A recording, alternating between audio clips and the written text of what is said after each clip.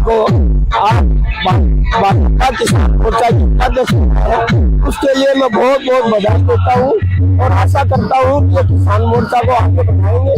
तो किसान मोर्चा को अभी तो लंबी गाय का जो चल रही है उसके लिए सहायता करें, आगे किसानों की सुनो, ये मैं आशा करता हूँ। बहुत बहुत बधाई। वर्तमान में सबसे ज्यादा सरकार के अंदर किसान परेशान हो रहा है। किसान को पहले तो पशु वैसे उसको वो परेशान कर रहे थे, अब जो उनके पास है वो लंपी वायरस से इतने दिनों दिन वो मरते जा रहे हैं। उनके लिए न तो सरकार के पास कोई दवाई है, न कोई ट्रीटमेंट है, न कोई ये योजना है। कम से कम किसानों को ये करना चाहिए कि जिस किसान की गाय ये मर जाती है उसको कुछ मुआवजे के रूप में देंगे तो ऐसे लावारिस कोई भी किसान है न गायों को बाहर नहीं निकालेगा, क्योंकि उसको ये होगा कि मेरे को कुछ न कुछ मिलेगा। अब लोग ऐसे निकाल रहे हैं, उनके पास दूसरी जगह अगर कोई स्वयंसेवी है वो भी कितनी करे, उनको दवाई की करें या चारे की व्यवस्था करें कि उनके खाना पानी की या देखभाल की करे। सर ये चारों तरफ से हो रहा है। मेरी तो सबसे यही है कि तो गौ माता की रक्षा करना चाहता है वो आगे बढ़कर आए और जिससे जितना भी वो अपने तन मन धन कर सकता है इसमें उनकी माँ का दूध जिसने बड़ा किया है वो हम उसके इतने बड़े हुए वो आज इससे की सहायता करना मानव में सबको करना चाहिए। हमने कई बार को भी दे दिया, कलेक्टर को दे दिया। ये सरकार इसको राष्ट्रीय आपदा घोषित करे, सरकार राष्ट्रीय आपदा घोषित करे। कहीं कोई व्यवस्था नहीं है राज्य सरकार की, कहीं भी कोई सरकारी ओर से सरकार की ओर से कोई किसानों को सहायता नहीं। तो किसानों को मुआवजा मिलना चाहिए, प्रति गाय 5,000 रुपया, और किसानों के लिए दवाइयाँ मिलना चाहिए।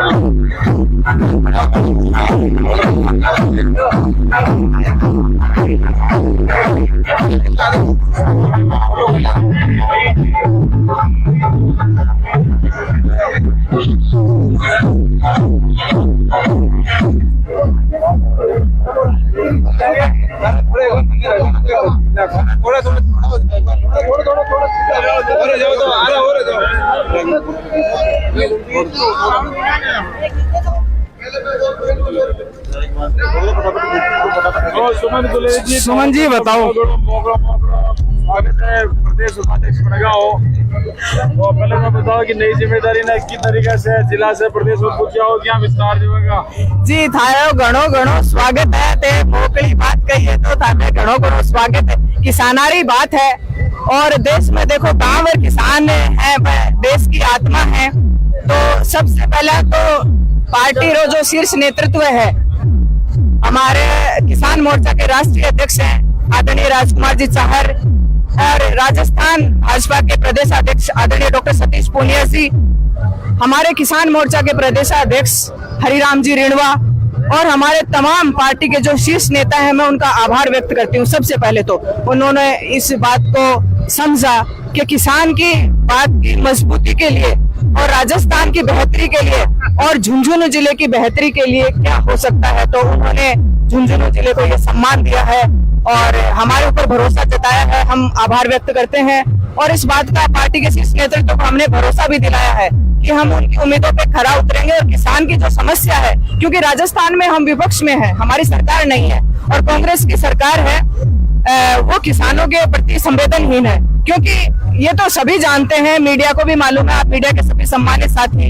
कि कांग्रेस पार्टी के जो राहुल गांधी जी हैं उन्होंने किस तरीके से 1 2 3 करके और 10 तक गिनती करके किसानों का कर्ज माफी का जो वादा किया वो वादा ही रह गया, वादा ही रह गया और छल करके किसान के साथ छल करके, धरती पुत्र के साथ छल करके, अन्नदाता के साथ छल करके सत्ता में आए और आज भी किसान रो रहा है। किसानों की जमीनें नीलाम हो रही हैं, बैंकों की कोई पॉलिसी नहीं है, कोई कोऑपरेटिव बैंक, सहकारी बैंक, ये सब चीजें हैं उनमें अस्पष्टता है, तो किसान परेशान है। अब हम इस मामले में मूवमेंट करेंगे, पर विपक्ष में तो मूवमेंट करेंगे और मजबूत करेंगे। हाँ, मजबूत करेंगे। जो कार्य आपकी तरफ से किए हैं आपके हाथों में, ये मतलब पार्टी ने सोचा है उसमें कल जन्मदिन है। जी जी जी, लंबे संक्रमण है उसमें तो हम देश की संक्रमण है उसको शामिल करेंगे। हाँ, बिल्कुल। मैं ये कहना चाहूंगी, पहली बात तो भारतीय जनता पार्टी कार्यकर्ता आधारित पार्टी है और देखिए हम काम में यकीन करते हैं। ताज पर पोशी जैसी बात जो है वो तो देख हमें कार्यकर्ता है और काम की पहचान और काम का ही सम्मान है और निश्चित रूप से झुंझुनू जिला इस बात को जानता है। और नवलगढ़ में जिस तरीके से हम पार्टी की मजबूती के लिए सारी टीम पिछले कितने दिनों से कोशिश कर रही है कि पार्टी को मजबूत किया जाए और सारे लोग आज इस मौके पे आए हैं, तो मैं इनका भी स्वागत करती हूँ।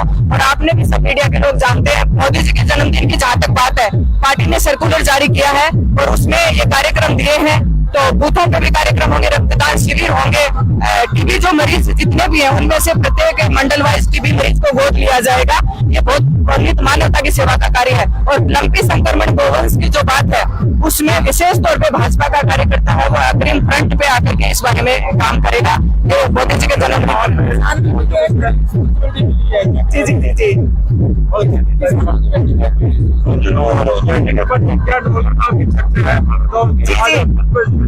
चर्चा काम को पहचान मिलती है तो निश्चित रूप से कार्यकर्ता का सम्मान बढ़ता है और किसान की बेटी पे भरोसा जताना। देखिए, देश के प्रधानमंत्री मोदी जी हैं, उनका व्यक्तित्व है वो वाकई में करिश्माई है। गांव में बैठे किसान के दिलो दिमाग में क्या चल रहा है और उनकी क्या पीड़ा है, उस पीड़ा का निवारण करके रास्ता बना करके प्रजातंत्र की मजबूती, यही उनकी कार्य कुशलता है। तो उन्होंने निश्चित रूप से इस बात को समझा है कि किसान की बेटी किसान के लिए लड़ने वाली, और उन्होंने हमारे ऊपर जो भरोसा इस बारे में पार्टी नेतृत्व ने जताया, तो निश्चित रूप से हम उनकी उम्मीदों पे खरा उतरेंगे। जो पार्टी जिस रूप में कार्यकर्ता का नाम लेना चाहेगी, हम कार्यकर्ता के रूप में नवलगढ़ के लोगों का हमेशा सम्मान बढ़ाएंगे।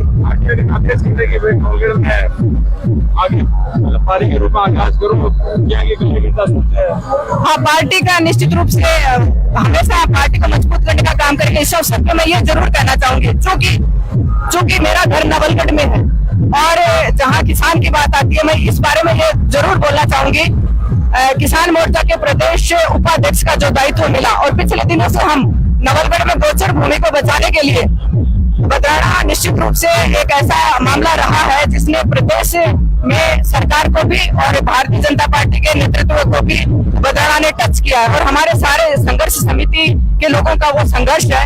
मैं इस बारे में कहना चाहूंगी कि सरकार के टाउनशिप पॉलिसी विड्रॉल करके बैकफुट पे होने के बावजूद यहाँ के जो विधायक हैं वो अपना अहंकार संतुष्ट करने के लिए और वो किसी भी चीज को मानने को तैयार नहीं है। उन्होंने सरकार का प्रपोजल है उससे भी मतलब उसको धक्का बताते हुए और बदराना में उनकी जो कार्यवाही है वो सहन करने वाली नहीं है और हम उनको इस बारे में लोगों को भरोसा दिलाना चाहते हैं। निराश होने की जरूरत नहीं है।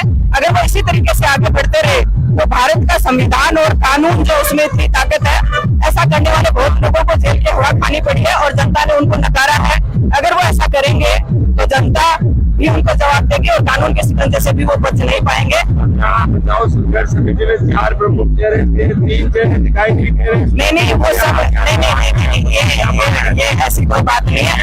नहीं हम सब साथ हैं। ये देखिए इतने सीनियर आदमी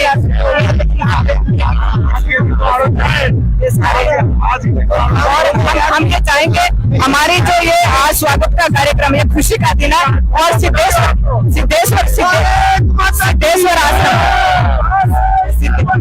आश्रम जाएंगे।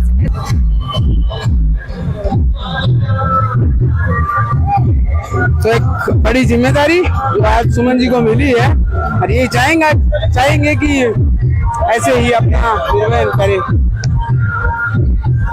सिद्धेश्वर आश्रम जाकर आदरणीय चेतननाथ जी महाराज का वहाँ पे आशीर्वाद लेंगे और गणेश चैतन्य महाराज भी वहाँ होंगे। संतों के आशीर्वाद के बाद हम लोग इनके जलपान की व्यवस्था करेंगे।